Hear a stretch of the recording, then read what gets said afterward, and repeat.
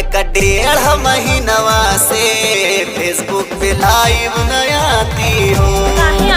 एक 1.5 महीनवा से फेसबुक पे लाइव न आती हो।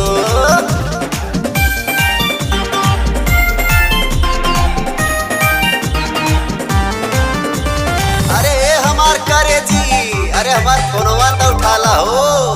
10:30 बजे लाइव रहूंगी, ऑन रखना तुम अपने मोबाइल। ठीक बा, मेरे लाखों करोड़ों फॉलोवर्स हैं, तोरा अब हिल नहीं बुझाइल। पापा भी बड़न घर में कुटाई जेबा। 10:30 बजे लाइव रहूंगी, अच्छा